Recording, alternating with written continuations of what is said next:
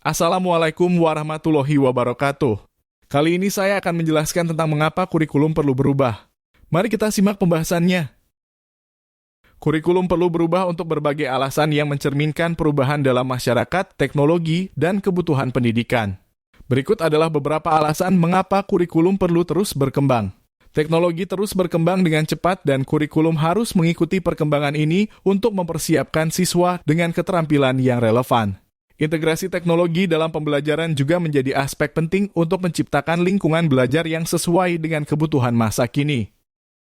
Masyarakat juga mengalami perubahan baik dari segi demografi, budaya, ekonomi, atau sosial.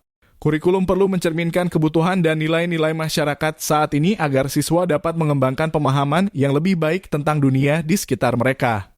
Penelitian pendidikan terus berlanjut memberikan wawasan baru tentang cara terbaik untuk mengajar dan belajar.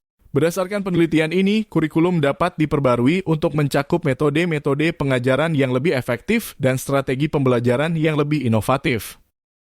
Kurikulum perlu mencakup keterampilan yang dibutuhkan oleh dunia kerja. Perubahan dalam ekonomi global dan pasar kerja menuntut agar siswa memiliki keterampilan yang relevan dan dapat memasuki pekerjaan dengan persiapan yang memadai. 5. Pemberdayaan siswa. Kurikulum yang lebih inklusif dan berorientasi pada pemberdayaan siswa dapat membantu mereka mengembangkan keterampilan hidup yang diperlukan seperti keterampilan berpikir kritis, kreativitas, dan keterampilan interpersonal. 6. Penekanan pada pendidikan inklusif. Pendidikan harus mencakup keberagaman dan memastikan bahwa semua siswa, tanpa memandang latar belakang mereka, mendapatkan kesempatan yang setara untuk belajar dan berkembang. 7.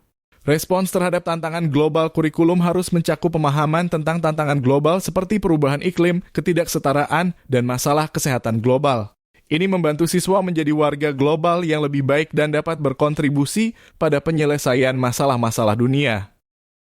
Perubahan kurikulum pendidikan di Indonesia telah menjadi isu yang terus diperbincangkan dan diimplementasikan seiring waktu. Beberapa perubahan signifikan telah terjadi dalam beberapa tahun terakhir. Berikut beberapa aspek perubahan kurikulum pendidikan Indonesia. Sejak kemerdekaan Indonesia, berbagai kurikulum telah diterapkan dalam sistem pendidikan negara ini. Berikut adalah beberapa kurikulum yang telah digunakan oleh pendidikan di Indonesia. 1. Kurikulum 1947. Kurikulum ini diterapkan pada masa awal kemerdekaan Indonesia. Kurikulum tersebut mencakup mata pelajaran yang mencerminkan semangat pembangunan nasionalisme dan keberagaman budaya.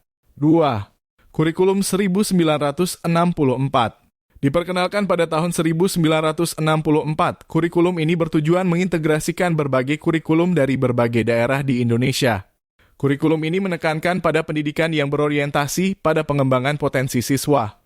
3. Kurikulum 1975. Kurikulum ini diadopsi pada tahun 1975 dan bertujuan untuk merumuskan tujuan pendidikan nasional dan menetapkan struktur kurikulum yang mencakup pendidikan umum dan pendidikan khusus. 4. Kurikulum 1984. Diperkenalkan pada tahun 1984, kurikulum ini bertujuan untuk meningkatkan relevansi pendidikan dengan kebutuhan masyarakat dan pengembangan industri. 5. Kurikulum 1994. Kurikulum ini memperkenalkan pendekatan tematik dan interdisipliner. Dalam kurikulum ini, mata pelajaran dikemas dalam bentuk tema tertentu untuk meningkatkan keterkaitan konsep-konsep pembelajaran. 6. Kurikulum Tingkat Satuan Pendidikan (KTSP) 2006.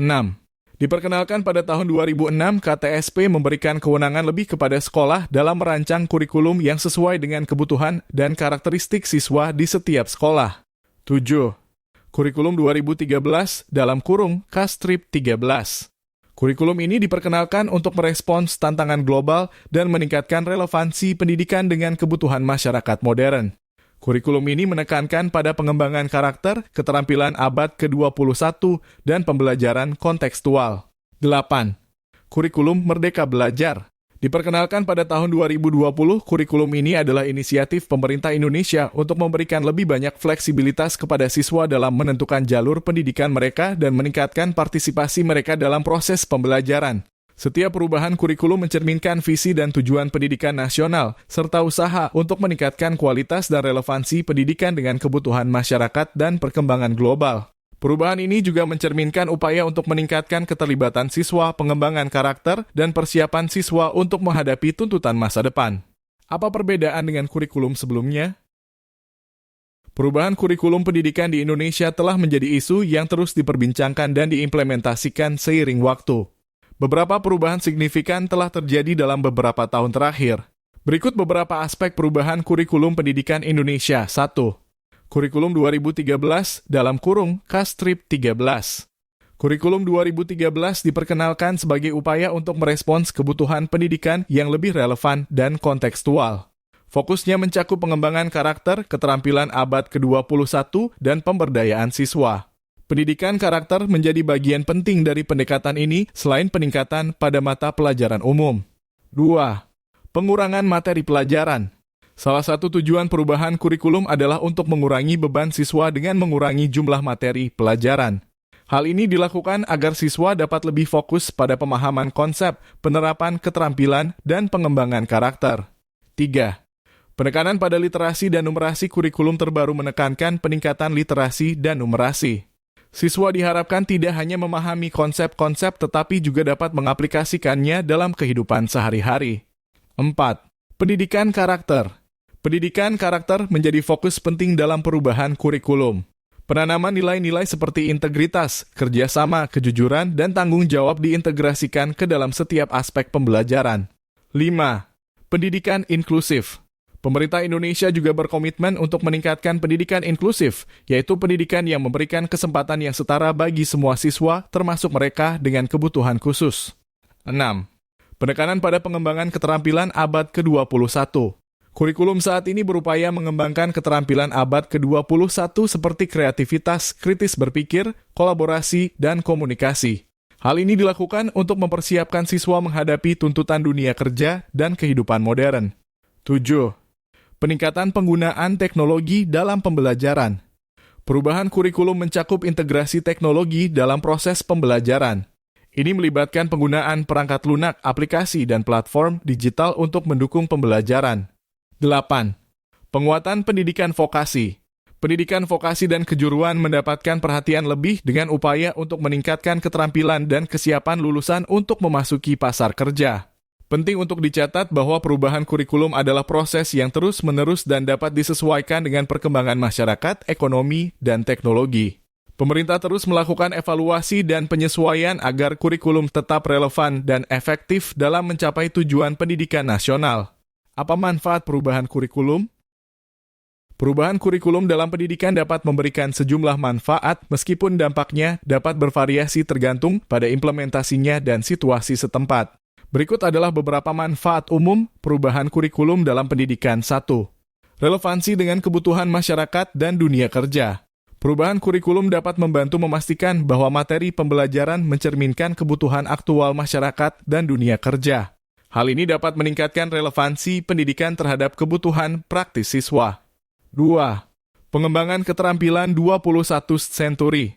Kurikulum yang diperbarui dapat merinci pengajaran keterampilan abad ke-21 seperti kreativitas, kritis berpikir analitis, kolaborasi, dan literasi digital yang penting untuk sukses dalam era modern. 3. Peningkatan keberagaman pendidikan. Dengan mengganti atau menambahkan elemen-elemen baru, kurikulum yang baru dapat membawa variasi dan keberagaman pada pengalaman pembelajaran siswa. Ini membantu mengakomodasi beragam gaya belajar dan minat siswa. 4. Integrasi teknologi pendidikan. Perubahan kurikulum dapat mencakup integrasi teknologi pendidikan yang lebih baik, membantu siswa mempersiapkan diri untuk tuntutan dunia digital dan memberikan akses ke sumber daya pembelajaran yang lebih luas. 5. Peningkatan keterlibatan siswa. Kurikulum yang memperhitungkan minat dan kebutuhan siswa dapat meningkatkan keterlibatan mereka dalam proses pembelajaran dan mengurangi tingkat kebosanan atau ketidakbermaknaan. 6. Penyelarasan dengan standar internasional. Perubahan kurikulum dapat membantu memastikan bahwa sistem pendidikan setempat sesuai dengan standar internasional, memudahkan mobilitas siswa dan penerimaan hasil pendidikan di tingkat global. Penting untuk dicatat bahwa perubahan kurikulum harus diimplementasikan dengan cermat dan melibatkan berbagai pemangku kepentingan untuk memaksimalkan manfaatnya. Selain itu, evaluasi berkala diperlukan untuk memastikan efektivitas dan relevansi kurikulum yang diterapkan.